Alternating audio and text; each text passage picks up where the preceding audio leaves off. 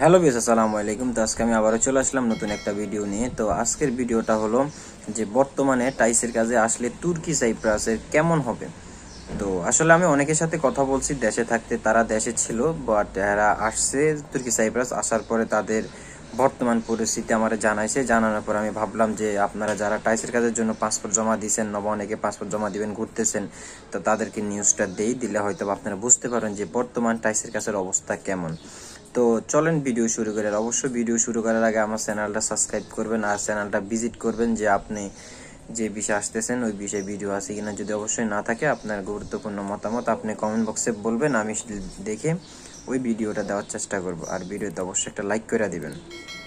তো রিসেন্টলি আমি কথা বলছিলাম, আর এসে তারা আসছে, অনেকে আসছে মার্চ মাসে, অনেকে আসছে এপ্রিল মাসে আর কি। তো যারা আসছে তারা মোটামুটি ভালো আছে আলহামদুলিল্লাহ। তারা সবকিছুই কাগজপাতি টাতি সবকিছুই এখনো কারাগো ওকে হয়েছে, কারাগো ওকে হয় নাই। তো আপনারা যারা টাইসের কাজে আসবেন, এখানে সুযোগ সুবিধা কেমন পাবেন, বা টাইসের কাজের মধ্যে মানে বেতন কত পড়বে, বা মানে আপনার এই যে কাজের ডিউটি কত ঘন্টা, কি ক্যাটাগরি, কি সিস্টেমে কাজ করায়।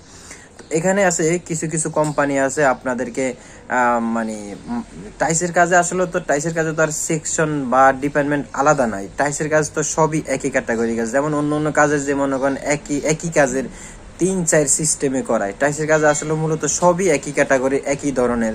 হয়তো বা কেউ মিস্ত্রি, কেউ হেল্পার, এই সিস্টেমে। তো আপনারা যারা বাংলাদেশ থেকে টাইসের কাজে আসতেছেন, বা আপনারা জেনারেল ওয়ার্কার, কোনো কাজ জানেন না, হয়তো আপনারা বলছে যে আমি তোকে টাইসের কাজে হেল্পারই দিব। তো আমার কথা হলো ভাই, আপনারা যারাই আসবেন তারা হয়তো বা যে পাসপোর্টটা জমা দেওয়ার পরে যখন আপনাকে বলবে যে আমি তোর টাইসের কাজের হেল্পারে নিব, আপনি কি করবেন, যে কয় মাস সময় লাগে আপনার কাছে, যে কয় মাস হাতে সময় থাকে, আপনি যে বর্তমান রানিং যে কাজ করতেছেন ওই কাজটার পাশাপাশি আপনি চাইবেন যে আপনি যে বিষয় আসবেন ওই বিষয়ের কাজটার প্রতি ধারণা নেওয়ার জন্য, ওই বিষয়ের কাজটা বাংলাদেশে থাকা অবস্থায় করার জন্য। ভাই বাংলাদেশের কাজ আর এই দেশের কাজ কিন্তু প্রায় সেমই। আপনি যখন বাংলাদেশ থেকে ভালো একটা অভিজ্ঞ নিয়ে আসবেন, এই দেশে আসার পরে দেখবেন এই দেশের মনে করেন আপনার কাজের সাথে বাংলাদেশের কাজ অনেক কাজ মিলে গেছে। যেমন আমি দেখছি এই দেশের মধ্যে দেখছি কিছু কিছু টাইস আছে আপনার সিমেন্ট দিয়ে লাগায়, ফ্লোরের টাইস, নবা আপনার এই যে মানে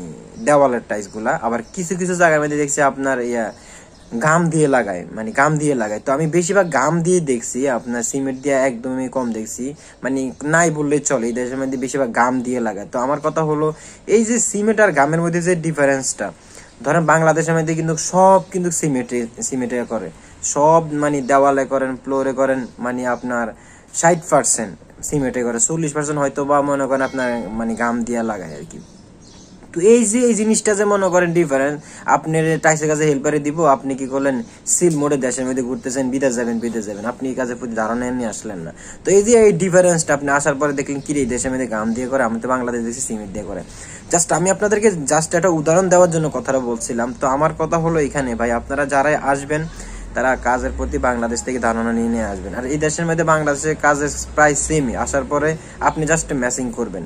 তো এখানে আপনারা যখন আসবেন, এখানে কিছু কিছু কোম্পানি আছে আপনার মান্থলি স্যালারি দেয় আর কি। মানে মান্থলি স্যালারি দেয় আপনার মাসে আপনার 26 দিন ডিউটি। তো 26 দিন ডিউটি করলে আপনার হয় কি, ধরেন 26 দিন ডিউটি আপনার সাথে কথা আছে, নবা আপনাকে আনছে 24,000 লিরা বলে। এখন আপনি যদি 26 দিনের জায়গায় যদি 30 দিন ডিউটি করেন, ধরেন আপনার 4 সপ্তাহ 4 দিন বন্ধ, তো ওই 4 দিন যদি আপনি ডিউটি করেন, আপনার এই যে বন্ধের দিন আপনার ডাবল হাজিরা দেয়। তার মানে কত, আপনার 4 দিন ডিউটি করলে আপনার প্রায় 34, মানে আপনার 34 হাজিরা মতো পড়া যাবো আর কি, মানে 34 দিনের মতো পড়া যাবো। তো ধরেন 34 দিন, তো 34 দিন হিসাব করে আপনাকে কি করবে, প্রায় 24,000 টাকার ঊর্ধ্বে স্যালারিটা পাবেন আর কি। তো এখন বর্তমানে আমি প্রায় একটা জিনিস দেখছি ভাই, মানে অনেক মালিকেরা হয়ে যাইতেছে, তারা কি করতেছে, মান্থলি স্যালারি যেটা এটা এটা দিচ্ছে না। অনেক কোম্পানি আছে দিচ্ছে না, তারা সিস্টেমে চলে আসছে, এই সিস্টেমে তারা রোজের টাকা রোজে দিয়ে দেয়। তো রোজের টাকা রোজে দিয়া দেয়। যদি আপনি একদিন ডিউটিতে না যান তাহলে কি হবে, আপনার ওই দিনে টাকাটা দিবে না। আর যখন আপনার সাথে মান্থলি কন্ট্রাক্ট থাকবে তখন কি করবে, আপনি যদি একদিন অ্যাবসেন্ট দেন, আপনি যদি ছুটি নেন, ওই ছুটির দিনে টাকাটাও কিন্তু দিতে হবে।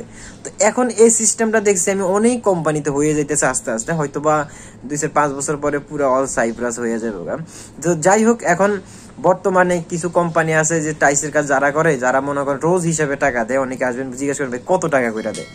ভাই কিছু কোম্পানি আছে আপনার 600 লিরা দেয়, কিছু কোম্পানি আছে মানে 700 লিরা দেয়, কিছু কোম্পানি আছে 800 লিরা দেয়। তো বেশিরভাগ 800 লিরে দেয়। আর আপনি যখন পুরাতন হয়ে যাবেন, সেম একই কাজ একই লোকে, আমার একটা পরিচিত লোকে, তো সে করতেছে 800 টাকা, সে মিস্ত্রি। আর তার সাথে একটা তুর্কিশ করতেছে, সে করতেছে 1500 টাকা রোজে, মানে আপনার 1500 লিরা পার ডে, 1500 লিরা রোজে করতেছে। তো আমার কথা হলো ভাই, আসলে পুরান হলে স্যালারি অবশ্যই বাড়ে,